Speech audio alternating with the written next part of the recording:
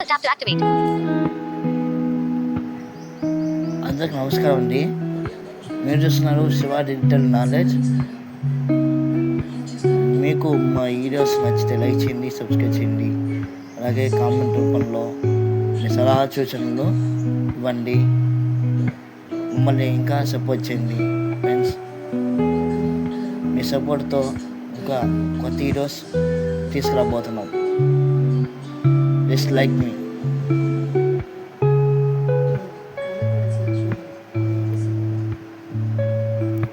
Front camera pre. 0 hours 0. Pause. Button. Stop. పోటీ పరీక్షలకు prepare అయ్యే వాళ్ళందరికీ ఒక పెద్ద సవాల్ ఎదురవుతూ ఉంటుంది. అదే జనరల్ నాలెడ్జ్. నిజానికి దాన్ని ఒక సబ్జెక్ట్ అనడం కంటే ఒక పెద్ద పర్వతం అనడం కరెక్టేమో. మరి ఈ రోజు ఆ పర్వతాన్ని అధిరోహించడానికి కావాల్సిన ఒక మంచి వ్యూహం గురించి మనం మాట్లాడుకుందాం.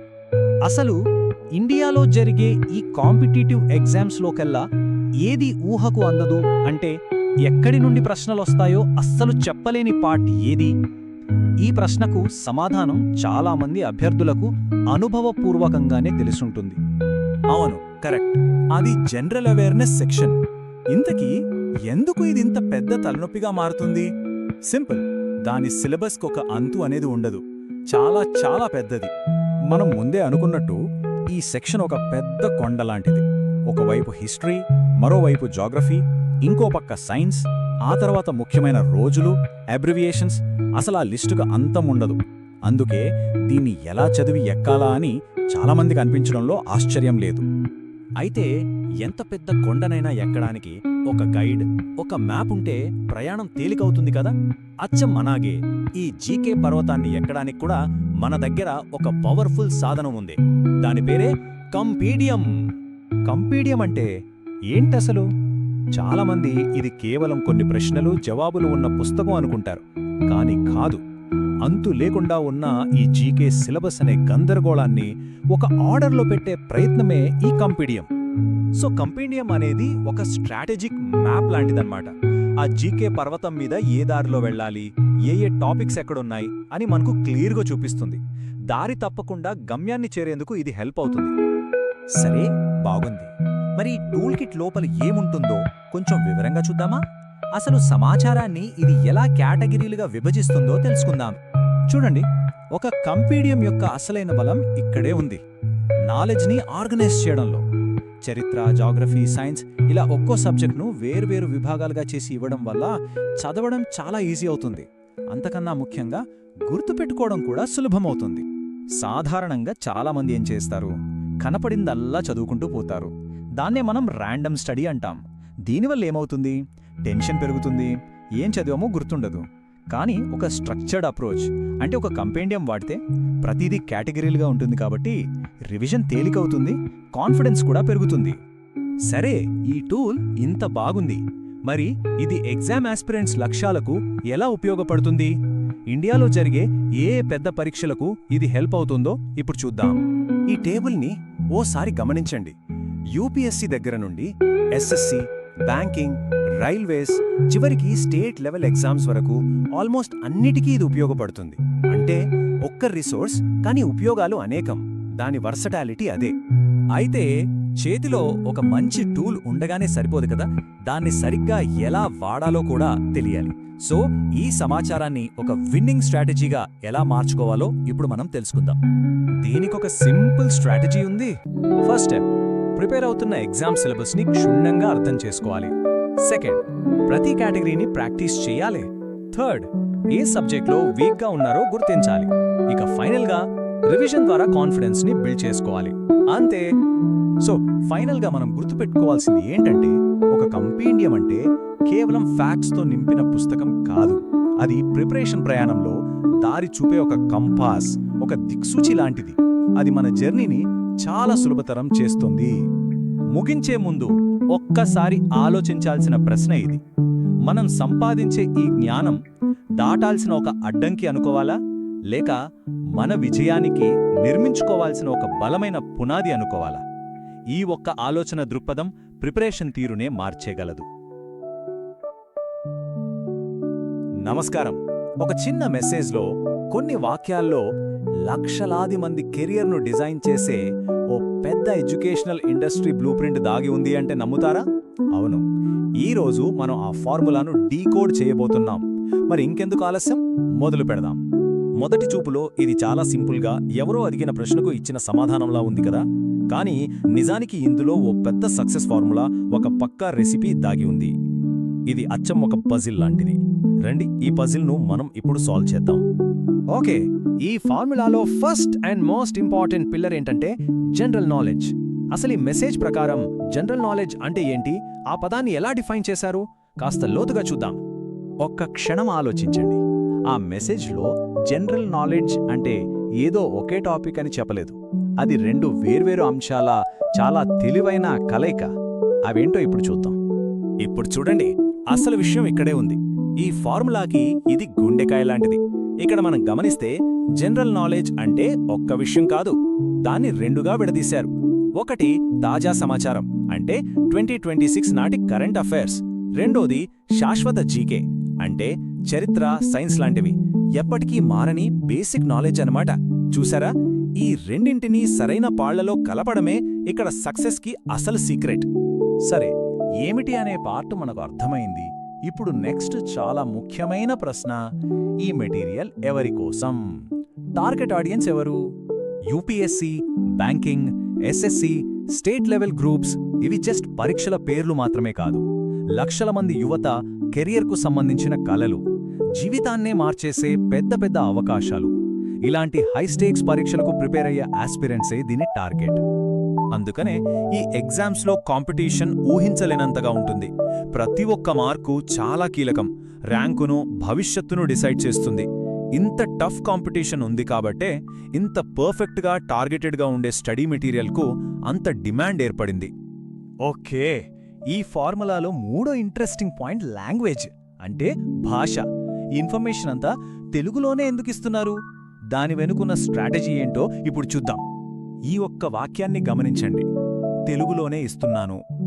చాలా సింపుల్గా ఉంది కదా, కానీ ఈ ఫార్ములాకి ఇదే ఆయువ పట్టు. ఎందుకంటే ఎంత గొప్ప నాలెడ్జ్ అయినా సరే అది అర్థమయ్యే భాషలో లేకపోతే వేస్ట్. ఇలా రీజనల్ లాంగ్వేజ్లో ఇవ్వడం వల్ల లాంగ్వేజ్ బ్యారియర్ను బ్రేక్ చేసి లక్షలాది మందికి సమాన అవకాశాలు కల్పించినట్టవుతుంది. ఇది జస్ట్ ట్రాన్స్లేషన్ కాదు, ఇది ఎంపవర్మెంట్. ఇప్పటిదాకా మనం ఈ పజిల్ ముక్కలన్నింటినీ ఒక్కొక్కటిగా చూసాం, కరెక్టా? ఇప్పుడు వాటన్నింటినీ ఒకచోట చేర్చి చూద్దాం. ఆ చిన్న మెసేజ్ వెనక దాగి ఉన్న కంప్లీట్ బ్లూప్రింట్ని మన కళ్ల ముందు ఉంచుదాం. ఆ ఫార్ములా ఇదే.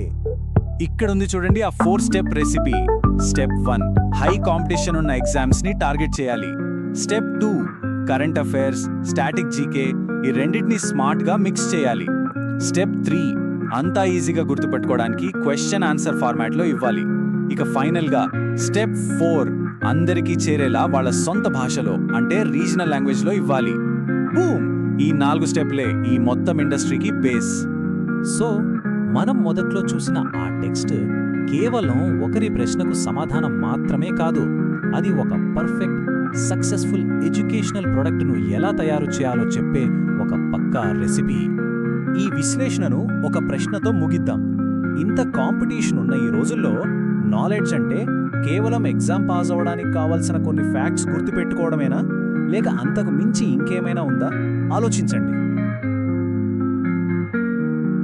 అందరికీ నమస్కారం. ప్రపంచంలోనే అత్యంత ప్రసిద్ధి చెందిన వజ్రానికి, ఒక అద్భుతమైన శాస్త్రీయ నృత్యానికి, ఇంకా లక్షల టన్నుల ఘాటైన మిరపకాయలకి, వీటన్నిటికీ మధ్య ఏమైనా సంబంధం ఉంటుందని ఎప్పుడైనా అనిపించిందా? వినడానికి కొంచెం వింతగా ఉంది కదూ? సరే, ఈరోజు ఆ రహస్యమేంటో తెలుసుకుందాం. అవును, ఈ మూడింటిని కలిపే ఒకే ఒక లింక్ ఉంది. అస్సలు ఊహించలేని ఆ సంబంధం ఏమిటో తెలుసుకోవాలనుందా? ఆ సమాధానం దక్షిణ భారతదేశంలోని ఒకే ఒక్క రాష్ట్రం, అదే మన ఆంధ్రప్రదేశ్. రండి, ఈ విశ్లేషణలో ఈ రాష్ట్రం యొక్క బహుముఖ ప్రజ్ఞను, దాని ప్రత్యేకమైన గుర్తింపును మనం లోతుగా పరిశీలిద్దాం. సరే, ముందుగా ఈ రాష్ట్రానికి పునాదిగా నిలిచిన కొన్ని ప్రత్యేకతల గురించి మాట్లాడుకుందాం. ఎందుకంటే ఆంధ్రప్రదేశ్ ఎన్నో ప్రథమాలకు, మరెన్నో ప్రత్యేకతలకు నిలయం. ఆంధ్రప్రదేశ్ను భారతదేశపు అన్నపూర్ణ లేదా రైస్ బౌల్ ఆఫ్ ఇండియా అని అంటారు. ఎందుకంటే గోదావరి, కృష్ణా నదుల జీవంతో ఇక్కడి నేలలు ఎంతో సారవంతమైనవి. దేశంలోనే వరి పండించడంలో ఇది ఎప్పుడూ ముందుంటుంది. దీనికి మరో ఇంట్రెస్టింగ్ పేరు కూడా ఉంది. అదే భారతదేశ కోహినూర్. ఈ పేరు వెనుక ఒక పెద్ద అద్భుతమైన కథ దాగి ఉంది. దానికి గురించి మనం త్వరలోనే తెలుసుకుందాం. కాస్త ఓపిక పట్టండి. 974 కిలోమీటర్లు. ఇదేంటనుకుంటున్నారా? ఇదే ఆంధ్రప్రదేశ్ తీరరేఖ పొడవు. మన దేశంలోనే గుజరాత్ తర్వాత ఇది 2వ అతి పొడవైన సముద్ర తీరం. ఇది చరిత్రలో చాలా ముఖ్యమైన విషయం. అక్టోబర్ 1, 1953న భారతదేశంలో భాషా ప్రాతిపదికన ఏర్పడిన మొట్టమొదటి రాష్ట్రం ఆంధ్రప్రదేశ్. అంటే కేవలం తెలుగు మాట్లాడే ప్రజల కోసం ఏర్పడిందన్నమాట. ఇది దేశ పరిపాలన చరిత్రలోనే ఒక ట్రెండ్ సెట్టర్. ఇక ఇప్పుడు మనం ఈ నేల యొక్క గొప్ప గతం వైపు ప్రయాణిద్దాం. ఈ ప్రాంతాన్ని ఏలిన శక్తివంతమైన సామ్రాజ్యాల కథలను కాస్త విందాం. ఈ నేల ఎందరో గొప్ప పాలకులను చూసింది. క్రీస్తుపూర్వం శాతవాహనులతో మొదలుపెడితే ఆ తర్వాత తూర్పు చాళుక్యులు, కాకతీయులు, చివరికి శ్రీకృష్ణదేవరాయలు లాంటి గొప్ప రాజులున్న విజయనగర సామ్రాజ్యం వరకు ఎన్నో రాజవంశాలు ఇక్కడి నుండే పరిపాలించాయి. గుర్తుందా, మనం ముందు భారతదేశ కోహినూర్ అని చెప్పుకున్నాం కదా? ఆ పేరు వెనుక ఉన్న అసలు కథ ఇదే. ఒకప్పుడు ప్రపంచాన్నే ఆకర్షించిన ఆ ఫేమస్ కోహినూర్ వజ్రం ఆంధ్రప్రదేశ్లోని కొల్లూరు గనుల నుండే దొరికింది. అద్భుతం కదూ! ఇంకొక ఆసక్తికరమైన విషయమేంటంటే, నేటి రాజధాని అమరావతి దాదాపు 2000 సంవత్సరాల క్రితం శాతవాహన సామ్రాజ్యానికి మొదటి రాజధానిగా ఉండేది. అంటే చూడండి, గతం వర్తమానం మధ్య ఎంత బలమైన బంధం ఉందో. చరిత్ర నుండి ఇప్పుడు సంస్కృతి వైపు వద్దాం. ఆంధ్రప్రదేశ్ యొక్క కళ, భాష మరియు జీవన శైలిలోని వైభవాన్ని చూద్దాం. కూచిపూడి ఆంధ్రప్రదేశ్లోని ఒక చిన్న గ్రామంలో పుట్టిన ఈ నృత్య రూపం ఈరోజు ప్రపంచ ప్రసిద్ధిగాంచింది. వేగవంతమైన పాద కదలికలు, లోతైన భావ్యక్తీకరణ మరియు నాటకీయ కథాంశం ఇవన్నీ కలిస్తేనే కూచిపూడి. కూచిపూడిలో కొన్ని ప్రత్యేకతలున్నాయి. అవేంటంటే చాలా వేగవంతమైన ఫుట్వర్క్, డాన్స్తో పాటే అద్భుతమైన నటన, ఇంకా హిందూ పురాణ కథలను చెప్పడం. ఒకప్పుడు దీన్ని కేవలం పురుష నృత్యకారులే ప్రదర్శించేవారట. ఇక్కడి అధికార భాష తెలుగు. ఇది మన దేశంలోని ప్రాచీన భాషలలో ఒకటి. మనం మొదట చెప్పుకున్నట్లే ఈ రాష్ట్రం ఏర్పడటానికే ఈ తేనెలొలికే తెలుగే ఆధారం. రాష్ట్ర నినాదం సత్యమేవ జయతే, అంటే సత్యం మాత్రమే గెలుస్తుంది. ఇది రాష్ట్రం యొక్క ఆత్మను, దాని విలువలని ప్రతిబింబిస్తుంది. ఇక ఈ కథనాన్నే ఆధునిక యుగంలోకి తీసుకువద్దాం. వ్యవసాయం నుండి టెక్నాలజీ వరకు విస్తరించిన రాష్ట్ర ఆర్థిక ప్రగతిని ఓసారి పరిశీలిద్దాం. ఈ చార్ట్ చూస్తే ఆంధ్రప్రదేశ్ ఆర్థిక వ్యవస్థ ఎంత వైవిధ్యంగా ఉందో మనకు స్పష్టంగా అర్థమవుతుంది. వ్యవసాయం 34%తో ఇప్పటికీ రాష్ట్రానికి వెన్నెముకలా ఉంది. అయితే 43%తో ఐటీ లాంటి సేవారంగం ఆర్థిక ముఖచిత్రాన్ని వేగంగా మార్చేస్తోంది. పరిశ్రమలు కూడా దాదాపు 23%తో తమ వంతు పాత్ర పోషిస్తున్నాయి. ఒకవైపు వరి, ప్రపంచ ప్రసిద్ధి చెందిన గుంటూరు మిరపకాయలతో వ్యవసాయం బలంగా ఉంది. మరోవైపు ఐటీ, బయోటెక్నాలజీ, ఫార్మా వంటి ఆధునిక రంగాలు రాష్ట్రాన్ని వేగంగా ముందుకు నడిపిస్తున్నాయి. ఈ ఫార్వర్డ్ లుకింగ్ విజన్, ఈ ప్రగతిశీల దృక్పథం వల్లే ఆంధ్రప్రదేశ్కు the sunrise state of India అనే కొత్త పేరు వచ్చింది. ఇది రాష్ట్ర ఆశయాలకు, దాని సామర్థ్యానికి ఒక సింబల్ లాంటిది. ఒకసారి మనం తెలుసుకున్న ముఖ్య విషయాలను మళ్లీ గుర్తు చేసుకుందాం. భౌగోళికంగా ఇది భారతదేశపు అన్నపూర్ణ. చారిత్రాత్మకంగా కోహినూర్ వజ్రం పుట్టినగడ్డ. సాంస్కృతికంగా కూచిపూడి నృత్యానికి నిలయం. ఇక ఆర్థికంగా the sunrise state of India. ప్రాచీన వజ్రాల నుండి ఆధునిక టెక్నాలజీ వరకు ఇంత సుదీర్ఘ ప్రయాణం చేసిన ఈ సన్ రైజ్ స్టేట్ భవిష్యత్తులో ఇంకెన్ని శిఖరాలను అధిరోహించబోతోందో ఒక్కసారి ఆలోచించండి.